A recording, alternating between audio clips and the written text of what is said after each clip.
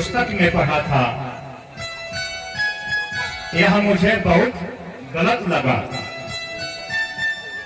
मैंने एक पुस्तक में पढ़ा था कि औरन को धन चाहिए बावरी, बावरी ब्राह्मण को धन केवल भिक्षा।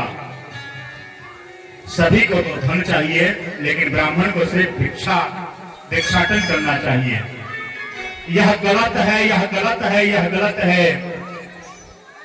जो ब्राह्मण याचना करता है, जो ब्राह्मण भिक्षाटन करता है, उसका ब्राह्मणत्व नष्ट हो जाता है। लेकिन हाँ, दान लेने का कोई अधिकारी है, वह सिर्फ ब्राह्मण है। क्यों? क्योंकि दान को पचाने में अगर कोई समर्थवान है तो वह ब्राह्मण है महाराज। हमारे शास्त्रों में ऐसा बतलाया गया है, देवी पुराण में ऐसा बतलाया गया है कि जो ब्राह्मण एक माला गायत्री मंत्र जप करता है तो उसके दिन भर के किए हुए समूल पाप नष्ट हो जाते हैं।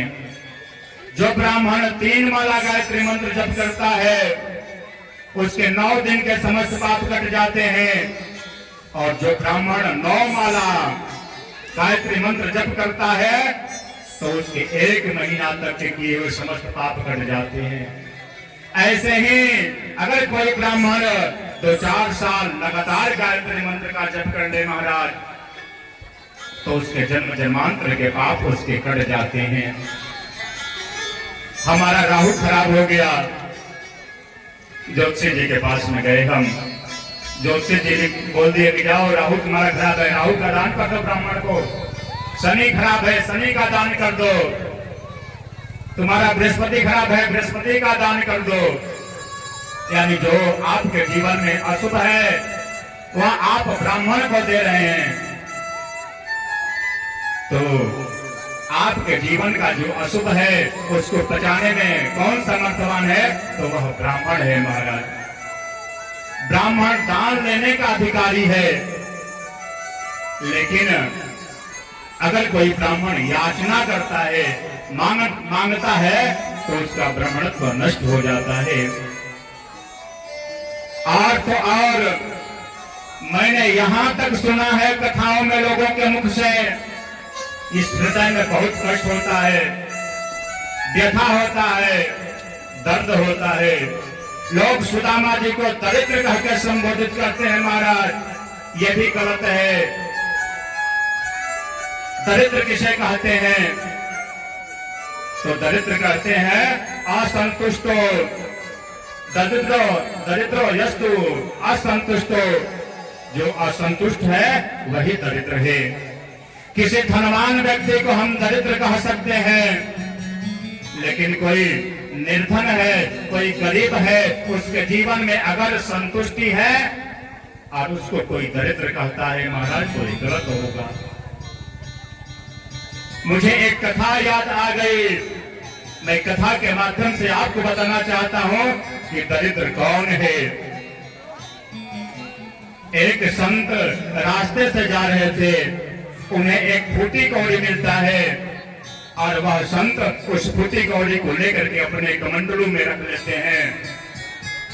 संत से लोग पूछते हैं कि अरे आप तो संत हैं, आप इस फूटी कौड़ी का क्या करेंगे? संत कहते हैं ये तो मैं भी जानता हूं कि मैं संत हूं, मैं इस फूटी कौड़ी का मैं क्या करूंगा, लेकिन मुझे कोई दरिद्र मिल जाएगा तो मैं यह फूटी कौड़ी उसे दे दूंगा। संत अयोध्या, मथुरा, माया, काशी, कांची, मंतिका, द्वारावती इति सप्तपुरी प्रतिष्ठिते, 7 पुरियों में और 4 धाम में जाते हैं, दरिद्र को खोजते हैं, लेकिन उन्हें कहां कोई दरिद्र मिलने वाला है महाराज। वह थक करके एक पीपल के वृक्ष के पास बैठ जाते हैं। उसी समय चारों तरफ हल्ला होता है कि मारो मारो मारो, काटो काटो, भागो भागो भागो भागो। सभी लोग भाग रहे हैं।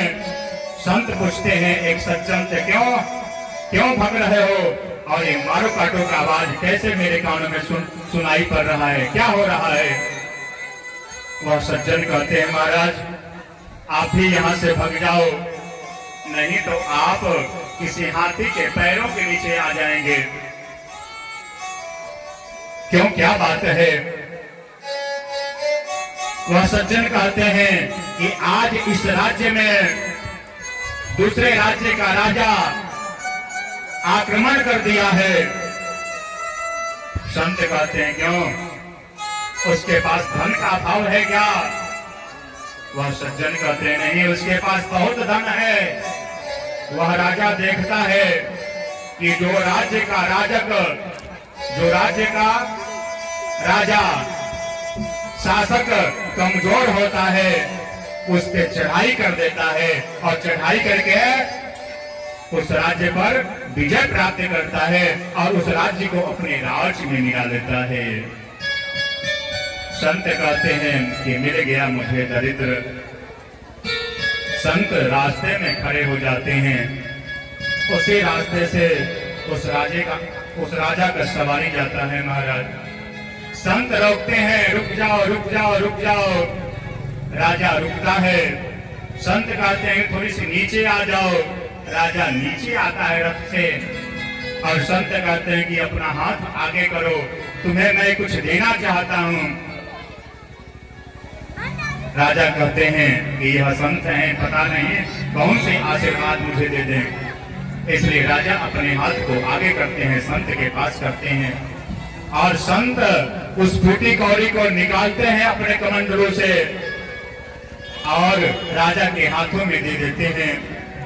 राजा को गुस्सा आता है कि आप जानते हैं मैं कौन हूं, मेरे पास बहुत धन है। संत कहते हैं कि जिस दरिद्र को मैं अयोध्या, मथुरा, माया, काशी, कांची, मंतिका, द्वारावती, सप्तपुरी प्रतिष्ठित है, सातों पुरियों में मंदिर, मस्जिद, गुरुद्वारा मैं सर्वत्र खोजता रहा, लेकिन मैं असमर्थ हो गया खोजने में।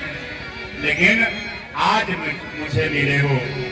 अरे तुम्हारे जैसा दरिद्र और कौन हो सकता है। कहने का भाव यह है कि एक धनवान को हम दरिद्र कह सकते हैं, लेकिन अगर कोई निर्धन है, कोई गरीब है, उसको दरिद्र कहना अनुचित होगा।